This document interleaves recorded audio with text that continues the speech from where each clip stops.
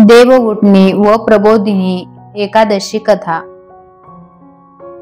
धर्मराज युधिष्ठिर म्हणू लागले की, हे देवा, कार्तिक शुक्ल पक्षातील एकादशी बद्दल सांगा। या एकादशीचे नाव काय आहे आणि तिचे व्रत पाळण्याची पद्धत काय आहे?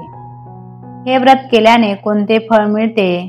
कृपया हे सर्व तर्कशुद्धपणे सांगा। तेव्हा भगवान श्रीकृष्ण म्हणाले, कार्तिक महिन्याच्या शुक्ल पक्षातील तुळशी विवाहाच्या दिवशी येणाऱ्या एकादशीला विष्णू प्रबोधिनी एकादशी, देव प्रबोधिनी एकादशी, देव उठणे एकादशी, कार्तिक शुक्ल एकादशी आणि कार्तिक शुक्ल प्रबोधिनी एकादशी असे म्हणतात। ही एकादशी मोठ्या पापांचा नाश करणारी आहे। आता मी आपल्याला त्यांची महानता सांगतो, लक्षपूर्वक ऐका। एका राज्याच्या राज्यात सर्व एकादशीचे व्रत पाळत असे। एकादशीच्या दिवशी प्रजा चाकरमान्यांपासून जनावरांपर्यंत कुणालाही अन्न दिले जात नव्हते।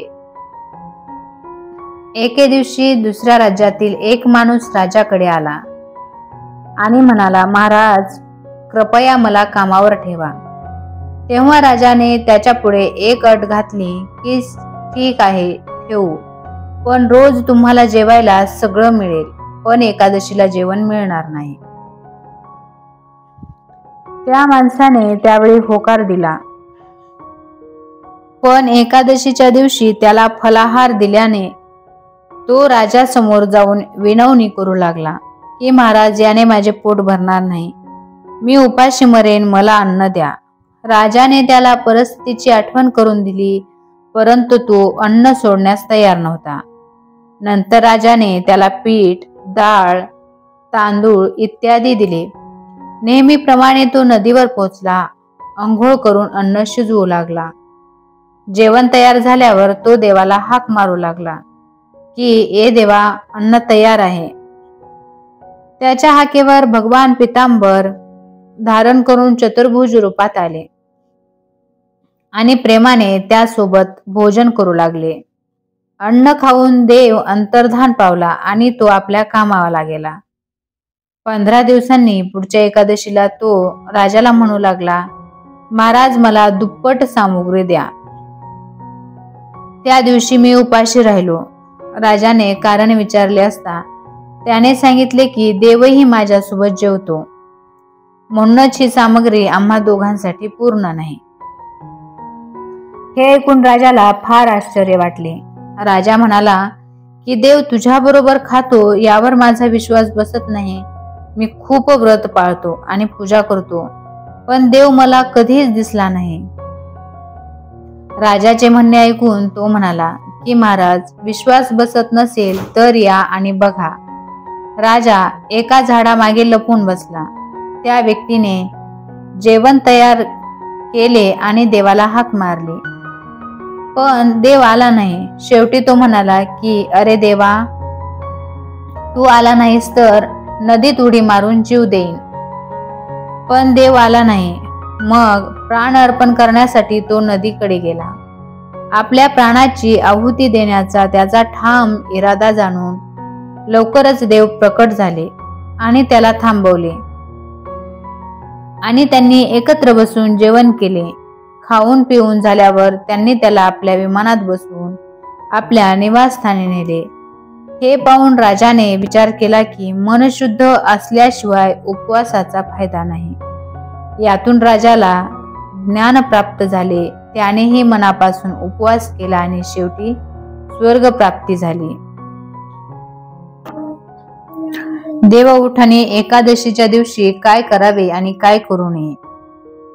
देव उठणे एकादशीला रात्री झोपू नये असे मानले जाते की, या दिवशी विष्णूची मूर्ती किंवा चित्रासमोर बसून भजन, कीर्तन आणि जागृती केल्याने विष्णूची असीम कृपा राहते। एकादशीच्या दिवशी पान खाऊ नये असे मानले जाते।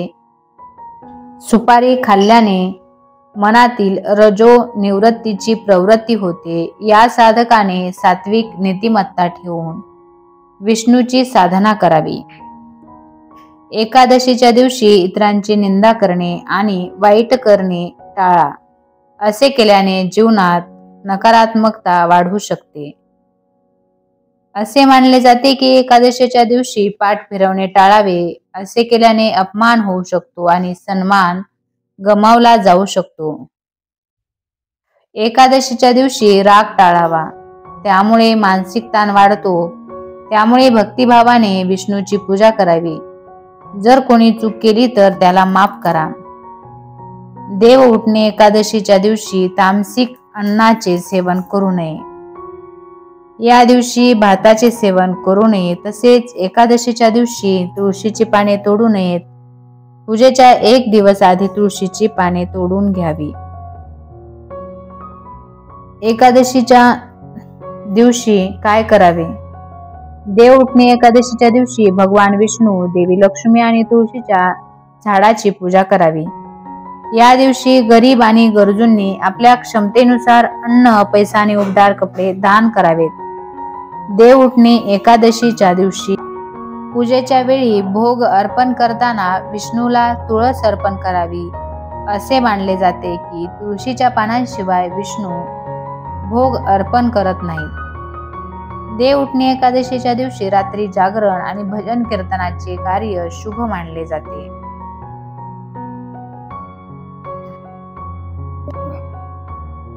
चॅनल आवडल्यास लाईक करा, शेअर करा, चॅनलला सबस्क्राइब करा. Bye bye.